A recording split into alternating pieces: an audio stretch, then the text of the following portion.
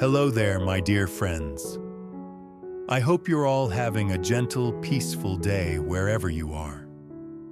Tonight, I'm sharing a little Christmas story from the hills of Vietnam, where Ms. Diep and her husband James take their daughters, 6-year-old Nai and 3-year-old Anna, into town to see the holiday lights for the very first time.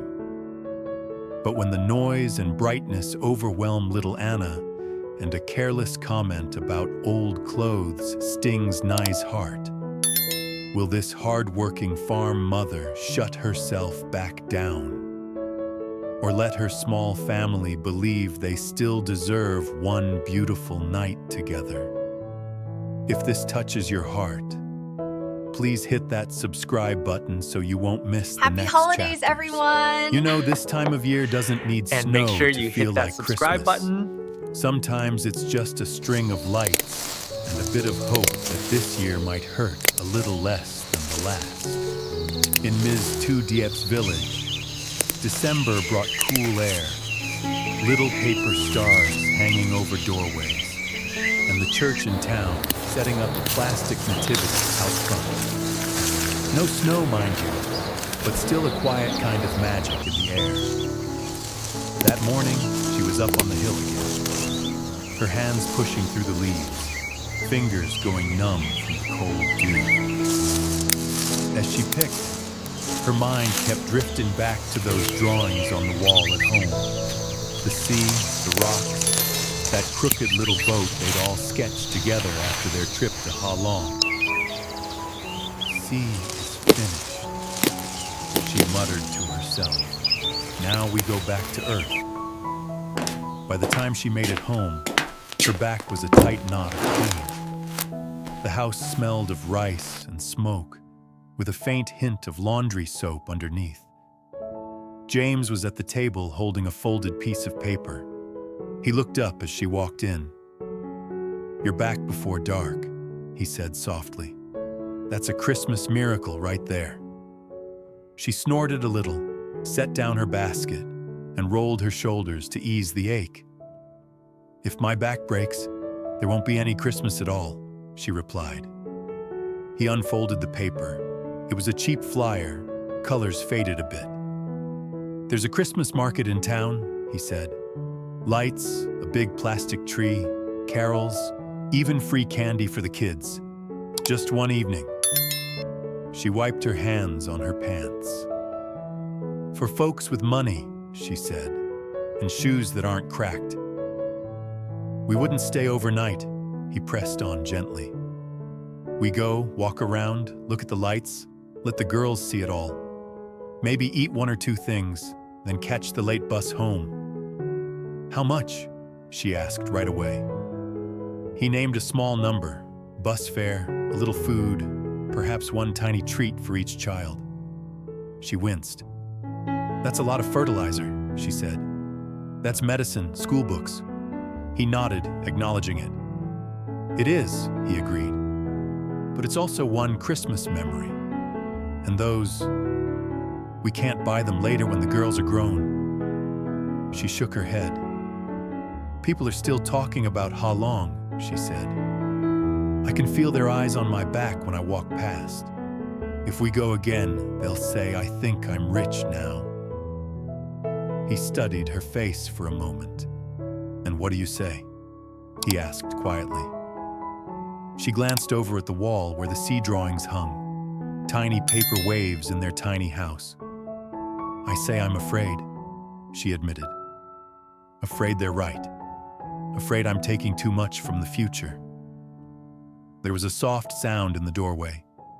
Nai stood there, 6 years old and pretending to hunt for a pencil, but her ears were tuned right in. "Christmas lights are expensive?" she asked. "Lights are cheap," James said gently. "The bus and the food cost more than the lights." "I don't want to waste money," Ni said quickly. "It's okay if we don't go." And you know how that hits a mother's heart. When a child learns to say "it's okay" about something they secretly long for. Later that day, up on the hill, Diep walked beside Aunt Hai, their baskets bumping against their hips. "They want to see the town," she said. "The lights, but there's always something to pay for. Rent, rice, medicine, and the gossip." "Gossip is free," Aunt Hai snorted. "People hand it out even if you don't ask." "I'm tired of their mouths," Ms. Diep said quietly. "But I'm also tired of my own fear." The older woman glanced over. "You took them to the sea," she said. "Did the sky fall?" "No," Ms. Diep answered. "Did your children smile?" Aunt Hai asked. "Yes," she whispered, "like I'd never seen before." "Then listen," the older woman said. "Children don't remember the size of the envelope. They remember if Mama ever let them stand under the lights and feel chosen. One evening won't make you poorer. It might make you richer in the place that counts." Back home, as the sun started slipping down, they began getting ready without really announcing, "We've decided." That's how it goes in families sometimes. Nai scrubbed her best shirt in a plastic tub, her knuckles turning red from the cold water. Anna, at 3, proudly tried to wash her own socks and mostly ended up washing the ground. James polished his old shoes with a rag until they looked almost black again instead of that tired brown. In their small corner mirror, Ms. Diep looked at herself longer than usual. The lines at the corners of her eyes, the way her hair frayed when she was worn out. "I look like I'm heading out to sell vegetables," she muttered. "Oh, you always look like you're about to keep us all alive," James said from the doorway. "Which is better?" On the table sat a small red hair clip shaped like a Christmas star. James had bought it that morning at the market, tucked away in his pocket. He picked it up and stepped toward her. "I thought," he began, "maybe this could be." Her eyes flicked to the clip, then to his face, then to the envelope of money on the shelf. "How much did that cost?" she asked, sharper than she intended. "Not much," he said. "Just not much for you," she cut in. "For me, every not much is another hour on the hill." He stopped, his hand lowering. "I just wanted you to feel a little festive," he said quietly. "I'll feel festive if we still have money for January," she replied. She heard her own tone and winced inside, but the words were out. He set the clip down on the table, didn't argue, didn't push. Nai watched from the doorway. Anna, busy wrestling her feet into her shoes, didn't notice. Sometimes the smallest things, a red clip, a sharp word, leave the biggest scratches. A little while later, they stepped out into the cool evening, the sky already darkening. The bus stop was just down the road, where the dirt met the cracked asphalt. As they walked, Nai slipped her hand into her mother's, and Anna held tight to James, bouncing with each step. The bus pulled up with a sigh, and they climbed aboard, 4 small figures carrying a very large hope. Town at Christmas time might not seem like much to big city folks, but to a hill family used to stars and fireflies, oh, it's a whole world. When they stepped off, the first thing that hit them was the light. Strings of it draped around windows, along railings, looped messily over a narrow street. A loudspeaker blared Jingle Bells in cheerful, slightly off-key Vietnamese. Children dashed past in red sweaters and Santa hats, faces sticky with sugar. Anna froze for a second, then grabbed at the air. "Light!" she gasped. "Many, many light! Big tree!" At the street's end, a plastic Christmas tree stood on a platform, decked in tinsel and blinking bulbs. It wasn't fancy, but it towered taller than their house. Nai tugged at her shirt, suddenly aware of how plain it looked next to shiny boots and glittery sandals. "I feel noisy," she muttered. "You're not noisy," James said. "The town's noisy. You're just new here." That's a feeling we all remember, isn't it? Stepping into some bright place, wondering if everyone can spot the price tag in your head. They moved with the crowd, taking it slow. Vendors hollered, hawking roasted corn, sweet potatoes, little paper lanterns. A man in a worn Santa suit rang a bell, handing out cheap candies. It didn't take long for Anna to get overwhelmed. The music, the shouting, the lights flashing every which way. Her little body tensed up. She clutched her chest with one hand and covered her ears with the other. "Too loud," she whimpered. "Too bright. Mommy." Right there in the street, Ms. Diep's heart leaped into her throat. She recognized that thin, strained sound in her daughter's breath, the one from hospital hallways. "James," she said quickly. "I've got her," he answered, scooping Anna up and holding her close. "Out of the middle," he said. They wove through the bodies until they found a quieter spot by the river, where the lights were softer and the music faded to a murmur. "Look at me, little bird," James said, pressing his forehead gently to hers. "In and out." He breathed slow and steady, exaggerating it. Anna tried to copy, her chest still hitching, but her eyes coming back from that distant place. Ms. Diep stood there, one hand on her own heart, just watching her child breathe. "She's okay," James said. "Just too much all at once." "Like me," Ms. Diep whispered. He gave her a small smile. "Exactly like you." They lingered there a while, letting the crowd flow on. The air by the water was cooler, the lights reflecting in the river like shaking candle flames. When Anna finally settled, Nai spoke up. "Maybe we can make our own Christmas," she said. "Not in the middle, just here." So they did. They bought one roasted corn, one little cup of buttered corn in a paper cup, and one bag of tiny cookies. 4 people, 3 snacks. They passed them around, hand to hand. "You like it?" Ms. Diep asked Anna. "Hot," Anna said, mouth full. Good hot." James reached into his pocket, then hesitated. "I'd like to give you something," he said to Ms. Diep, "if you'll let me try again." She looked at him, tired but softer now. "If it's another bill to pay, no," she said. He shook his head and opened his hand. The little red Christmas star clip lay there. "This," he said. "Just this. No receipt, no interest. Just, I thought it would look pretty in your hair under the lights." She stared at it. "I was hard on you," she murmured. "Over something small. We're both new at this," he said. "Not just Christmas, this whole happy family project." That made her laugh, a real one.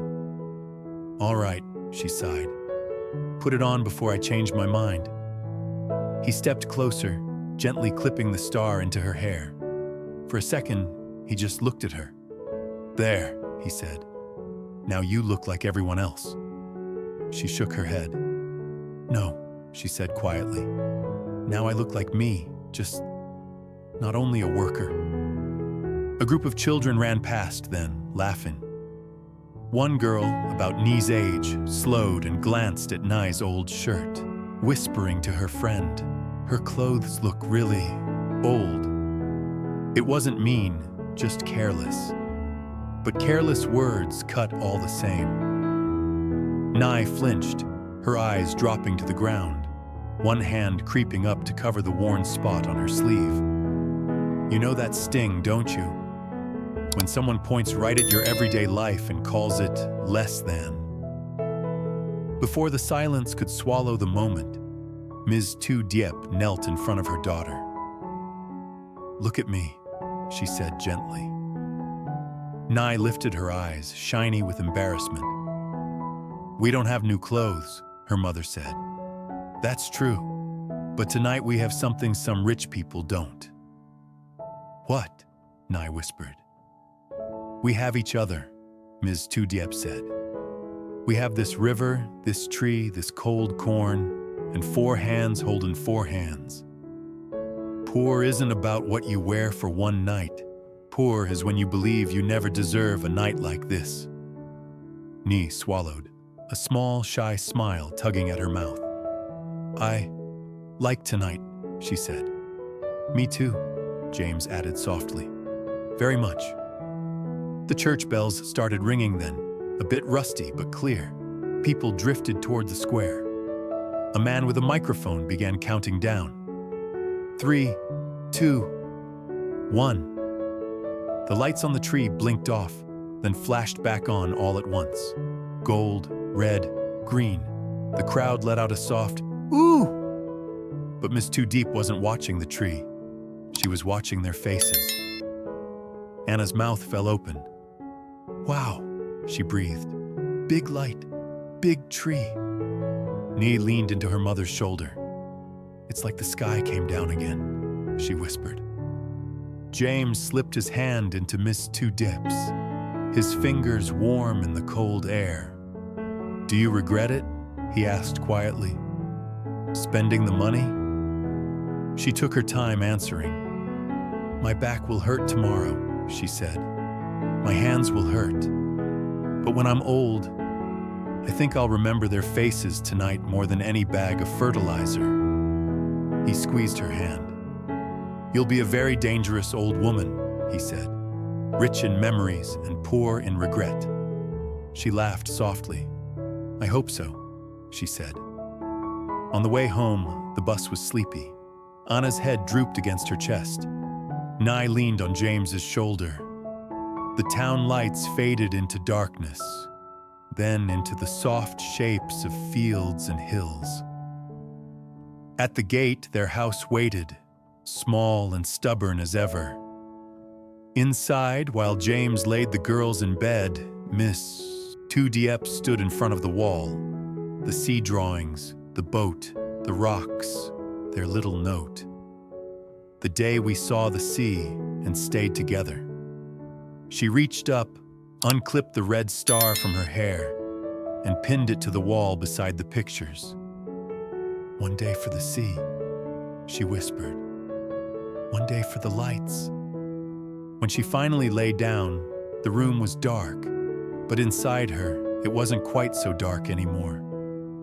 And if I'm honest with you, as someone who's seen plenty of Decembers, I think that's what Christmas is for folks like us. Not big gifts or fancy trees. Just one quiet night when the people we love are close. The lights are kind, and we let ourselves believe our small, hard-working lives still deserve a bit of beauty. In this heartfelt episode, a 65-year-old storyteller shares a small Christmas trip that means everything to Miss Tu Diep and her husband James.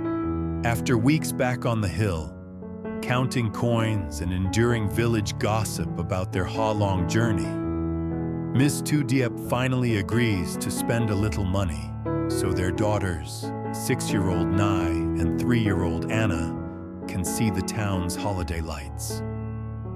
The crowd, music, and blinking colors overwhelm Anna's weak lungs, leading to a tense moment by the river where the family pulls together. A careless remark about Nee's old clothes stings, but Ms. Tu Diep reassures her, emphasizing their bond over material things. Sharing simple snacks, 1 roasted corn, 1 cup of buttered kernels, 1 bag of cookies, they create their own quiet celebration. James offers the red star clip again, and this time, Ms. Tu Diep accepts, strengthening their connection. Back home, she pins it beside the sea drawings embracing that even a hill mother's life deserves nights of simple beauty.